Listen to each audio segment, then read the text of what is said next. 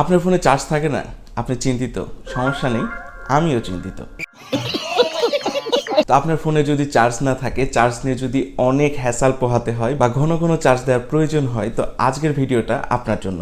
কারণ আজকের ভিডিওতে বেশ কিছু টিপস এবং সেটিং নিয়ে আসা হয়েছে। একটি, দুটি, তিনটি না, বেশ কয়েকটি সেটিংস এবং টিপস শেয়ার করব আপনাদের মাঝে। তো আজকের ভিডিও দেখার পর থেকে আপনার মোবাইলের ব্যাটারি নিয়ে আর কোনো চিন্তা করতে হবে না। এবং এই সেটিংসগুলোর ভিতরে এমন একটি সেটিংস রয়েছে যেটি কিনা খুব ইম্পর্টেন্ট এবং অনেক কার্যকরী। তো চলুন কথা না বাড়িয়ে ভিডিও শুরু করা যাক। আমি আছি সূর্য আর আপনারা দেখছেন টেকসান। লক্ষ্য করবেন অনেকের ফোনের রিংটোনের পাশাপাশি ভাইব্রেশনটাও অন করে রাখা হয়, যার কারণে ফোনের রিংটোনের পাশাপাশি ফোনটা করে একটি আওয়াজ দিতে থাকে। তো অনেকে কি করে, টাইপিংয়ের সময় তাদের ভাইব্রেশন মোটরটা অন করে রাখে, যার কারণে প্রত্যেকটা টাইপিংয়ের সময় এই ভাইব্রেশন মোটরটা কাজ করে। তো আপনি যদি আপনার মোবাইলের ভাইব্রেশনটা অফ করে রাখেন, এটার কারণে আপনার অনেক পরিমাণ মোবাইলের ব্যাটারি সেভ হবে। তো এখন প্রশ্ন হতে পারে যে এটি বন্ধ করব কিভাবে? সহজ নিয়ম, আপনার মোবাইলের সেটিংসে গিয়ে সার্চ করুন ভাইব্রেশন এবং সেখানে গিয়ে তিনটি অপশান পেয়ে যাবেন এবং এই তিনটি অপশানই আপনি অফ করে রাখতে পারেন যদি আপনার মোবাইলের ব্যাটারি হেলথ ভালো চান। তো টেকনিক্যালি দেখা যায় এই কাজটি করার ফলে অবশ্যই আপনার মোবাইলের ব্যাটারি হেলথ ভালো থাকে। তো নাম্বার 2-এ যেই টিপসটি রয়েছে সেটি হচ্ছে অনেকেই জানে না এবং অনেকে জানার পরেও এর ব্যবহারটি করে না। বিশ্বাস করেন না করেন, এটা অনেক বেশি কাজের। সেটি হচ্ছে আপনার মোবাইল সেটিংস থেকে যদি ব্যাটারি অপটিমাইজেশন অপশানটি অন করে রাখেন, তাহলে অবশ্যই আপনার মোবাইলের ব্যাটারি হেলথ কিছুটা হলেও বাড়বে। তো এটার জন্য আপনার মোবাইলের সেটিংয়ে গিয়ে ব্যাটারি লিখে সার্চ করবেন, তাহলেই আপনার এই অপশানটি চলে আসবে। তো সেখানে গেলেই দেখতে পারবেন ব্যাটারি অপটিমাইজ ইউজ লেখাটি আছে, সেটা আপনি অন করে দিতে পারেন। তো ছোট্ট একটি সেটিংস আপনার অনেক বেশি কাজে লাগবে।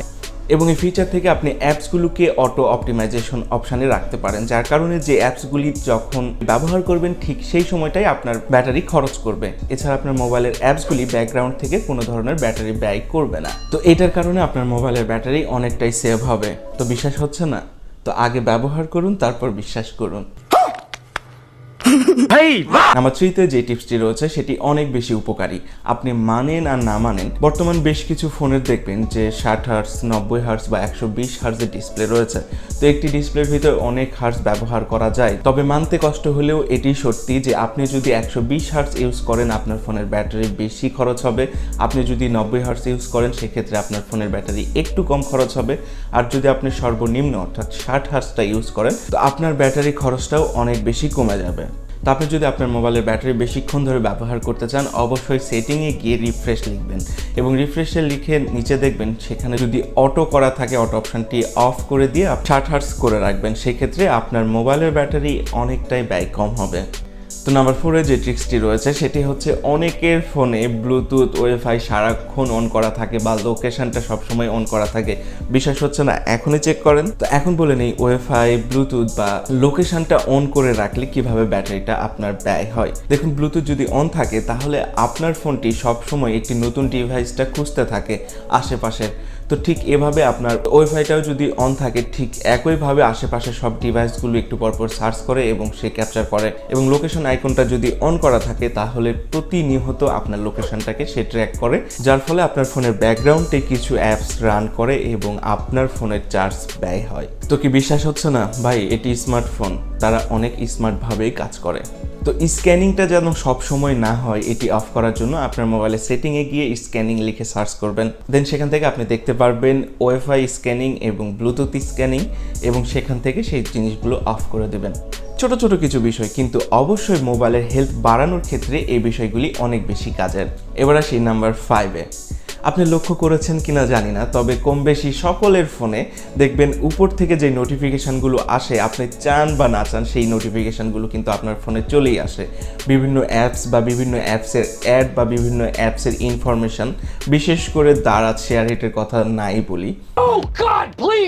তো এই যে নোটিফিকেশানগুলি আসে তারা কিন্তু প্রতিনিয়ত আপনাকে সিগন্যাল দিতে থাকে, যার কারণে আপনার ব্যাকগ্রাউন্ডে চালু থাকার কারণে ফোনের ব্যাটারিটা ব্যয় হয়। তো সেটি কিভাবে বন্ধ করবেন? আপনার মোবাইলে যে নোটিফিকেশানটা আছে সেটি একটু সোয়াইপ করে সেটিং অপশান পাবেন এবং এই সেটিংস থেকে এই নোটিফিকেশানটা পুরোপুরি অফ করে দিলে সেই অ্যাপস থেকে আর কোনো ধরনের নোটিফিকেশান আপনাকে পাঠানো হবে না, বা নোটিফিকেশান পাঠালেও আপনার ডিসপ্লেতে শো করবে না। ওয়েট, দুইটা নোটিফিকেশন কখনোই অফ করবেন না। আপনি যদি বিবাহিত হয়ে থাকেন আপনার ওয়াইফের ফোন বা মেসেজের নোটিফিকেশন অফ করবেন না।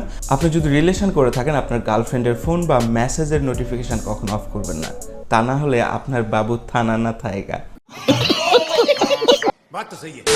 নাম্বার 6 টিপসটি তাদের জন্য যাদের অ্যামোলেড ডিসপ্লে। আপনার যদি অ্যামোলেড ডিসপ্লে হয়ে থাকে তাহলে আপনি ব্ল্যাক ব্যাকগ্রাউন্ডটি ইউজ করতে পারেন বা ব্ল্যাক থিমটি ইউজ করতে পারেন। আর আপনার যদি আইপিএস ডিসপ্লে হয়ে থাকে তাহলে এটাতে কোনো ফায়দা নেই, কারণ আইপিএস ডিসপ্লেতে ব্ল্যাক কালার শো করার জন্য তাদের লাইটগুলো জ্বলে থাকে। তো যাদের অ্যামোলেড ডিসপ্লে আছে তারা সেটিংসে গিয়ে ডার্ক মোড লিখে সার্চ করলেই আপনারা এই অপশনটি পেয়ে যাবেন। তো সেখান থেকে আপনি ডার্ক মোডটি অন করে রাখতে পারেন। তো সর্বশেষ যে টিপসটি রয়েছে সেই টিপসটি আপনি যদি অ্যাপ্লাই করেন আপনার একদিন 2 দিন না 1 মাস পর্যন্ত আপনার চার্জ ব্যাকআপ পাবেন। প্রথমে আপনার ফোনটি হাতে নিয়ে আপনার ফোনের পাওয়ার বাটনে চাপ দিবেন। ঠিক সেখানে দেখতে পারবেন পাওয়ার অফ যে অপশনটি রয়েছে, সেখানে ক্লিক করবেন, করে আপনার ফোনটি অফ করে দিবেন। মজা আয়া। তাহলে আপনি মোটামুটি 1 মাসের মতো চার্জ ব্যাকআপ পেয়ে যাবেন। What? তো ভিডিওর ইনফরমেশনটা যদি ভালো লেগে থাকে অবশ্যই লাইক, কমেন্ট এবং চ্যানেলটিকে সাবস্ক্রাইব করতে ভুলবেন না। তো আপনার শুভকামনা জানিয়ে শেষ করছি আজকের ভিডিও। ধন্যবাদ, ভালো থাকবেন।